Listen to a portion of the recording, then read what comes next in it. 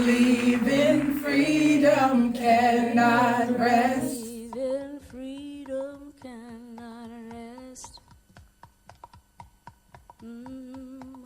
You believe in freedom cannot rest until it comes.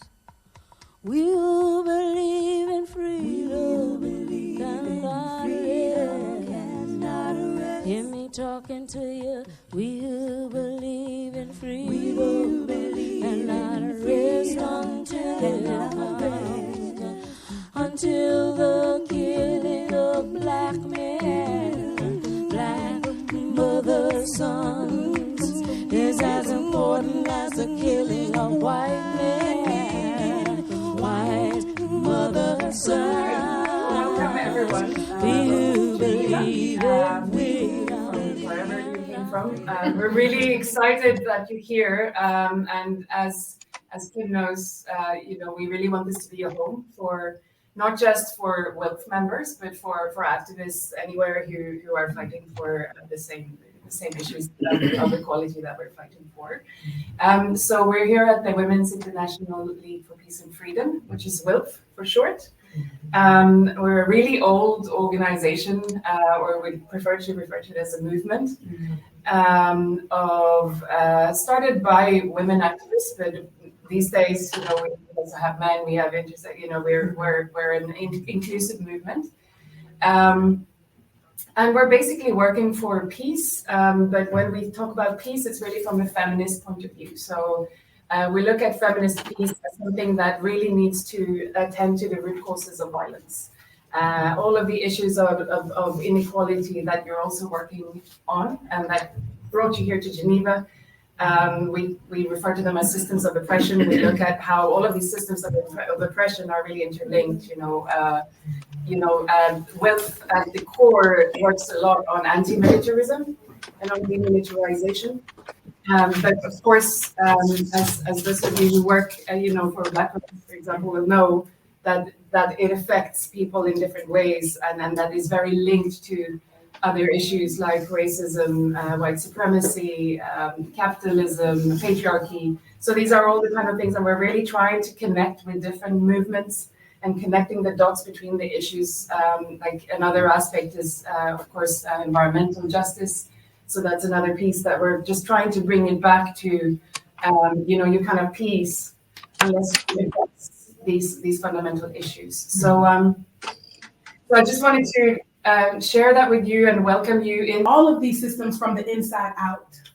I am thankful that you hosted us today. This is just a small window into the type of support that WILF offers to activists, artists, and peace builders around the world. And so thank you again. We're going to snack.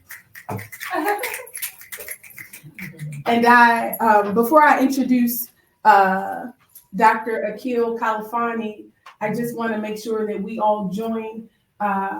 We are the rhythm people. In the beginning was heart drum. With this vibration, we gave rhythm to the world. On this beat, we sing life. We are the rhythm people. And so this is your opportunity. I'm a cultural anthropologist, and I'm the founding director of Asian People in Prison Human Rights Campaign. What we have today here, when Kim is talking about, and she's framing in culture, genocide, anytime you have a people that's been enslaved, taken from their mother Africa, from one continent to another, and then they're on the plantations, and then you have racialized laws, and this is all to invisibilize their humanity. Mm-hmm. This is to take their memory of who they were and who they are to become. And so prison is one of the effects, the affects of white supremacy racism. And so if you have generations of people over time who are constantly being incarcerated, what you do is you begin to forget, right? This is an attack and assault on the memory, but also this is an attack on the soul of the African woman's womb, anything that comes out of her womb. It has been decimated, it has tried to be destroyed, it has been assaulted. And so the work we do, we work to get people out of prison who've been in 30, 40, 50, 64 years. We have 3 generations of men and women in one family incarcerated in the same prison. Grandfathers, fathers, sons. This is normal. We have 2 million people incarcerated, over half of them look like me. it's important that we do this work because for our people incarcerated in prison, this is genocide. These folks are incarcerated so long that they cannot be produced. And so we bring our case to the world stage. Here this week with the third permanent form of African descent, and when we're saying that no more will the children of Mother Africa be incarcerated, no more will they be confined. Sorry. I get emotional when I come to these types of international spaces. I have my people here all the way from the diaspora, and we're talking about this because you can still feel the spirits. They haunt us, our people who was in these chains, who jumped over the ships, who was on the plantations, and their children today continue to be chained. And so we must continue this fight.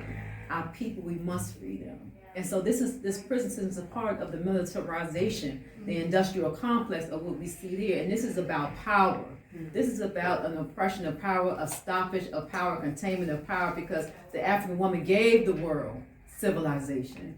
And so anything that comes out of her womb, if you can incarcerate, put chains around her womb, then we can be stopped, but we will not be stopped. And this is why it's so important, as Kim sings that song, we believe in freedom, we cannot rest. It's important that we sing that song, we send the vibrations and rhythms up to the ancestors. We send them up to the spirits, and then we bring them into the room right now. George Jackson. We bring him into the room. Ella Fitzgerald, Ella Baker, we bring him into the room. El Hajj Malik Shabazz, we bring him into the room. We bring him into the room.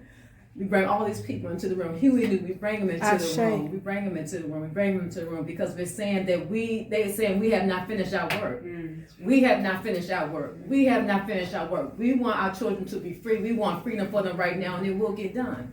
And so that's what brings us here today. And so what's our next assignment? To not stop. Delegation. Trust me, you can't change anything without causing some degree of disruption. It's impossible. That's exactly what change is. Some people are uncomfortable with the disruption that change causes, but disruption is necessary if anything is going to change. This is speaking by Afeni Shakur, who died in 2016. She served 2 years in prison. At that time when she was arrested, Tupac Shakur was in her belly. He served 9 months in prison. He died in 1996. His stepfather, Dr. Mutulu Shakur, served 35 years in prison. He died in 2023. Today I deliver this in the ancestors' name of the Shakur family, all decimated by white supremacy, racism, mass incarceration, and systems of oppressions. And yet, they were disruptors. And so today, those that sit around me, the children of Mother Africa, this will be our challenge. Can we become disruptors enough to bring back our liberation, to give us self-determination? And so I go ahead and I deliver our expectations, our recommendations, and our demands. We want the United Nations to appoint a special rapporteur on Black women of African descent.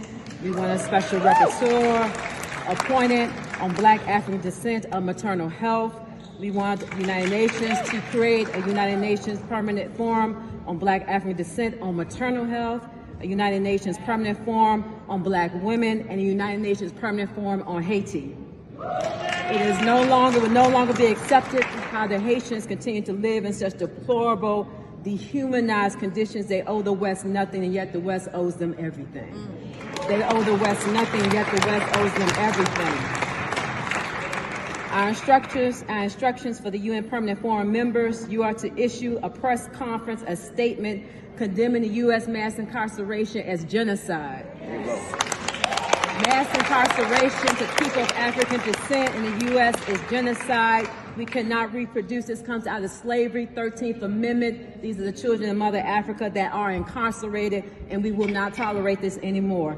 My final recommendation, UN Permanent Forum, you will issue a statement, a conference, and you will ask, demand for the release of Iman Jamil Alameen, aka H-Rap Brown, immediately to be released and returned to his people. I deliver the statement in the name of the Shakur family. Peace and blessings. You go, sis. You go.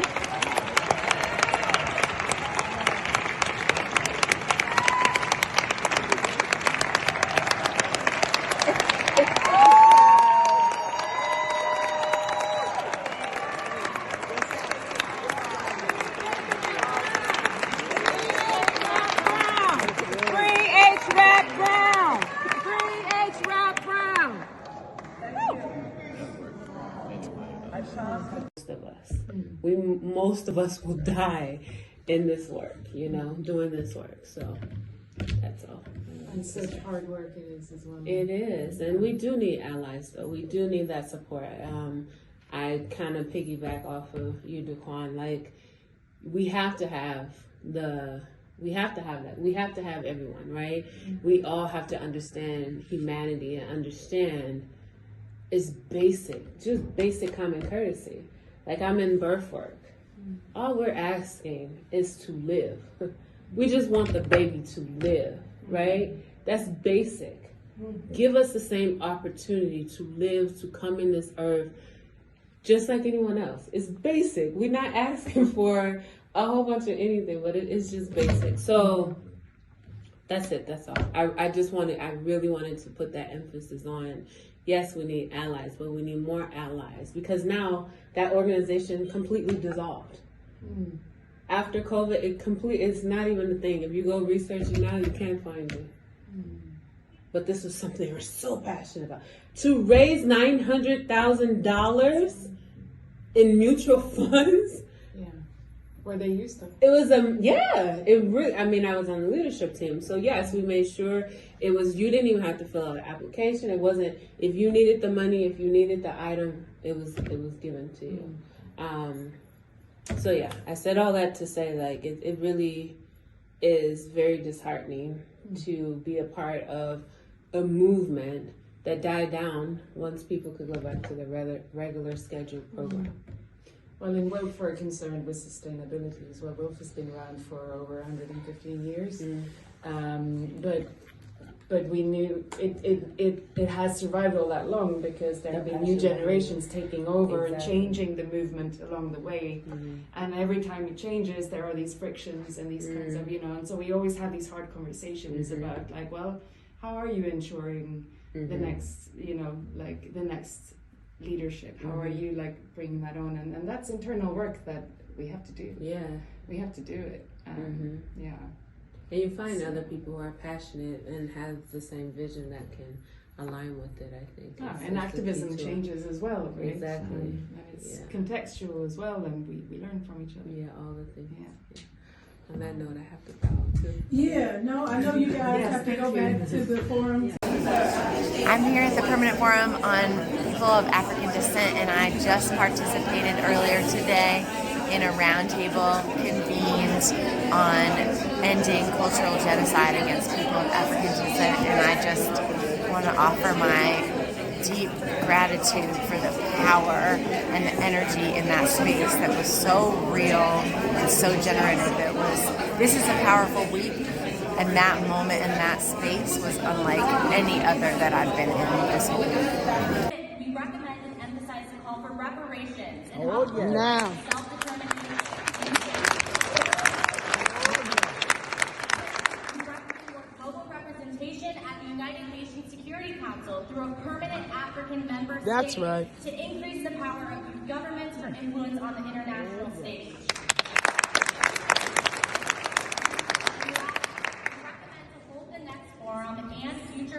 There it is. United Nations headquarters in Africa. There you go. And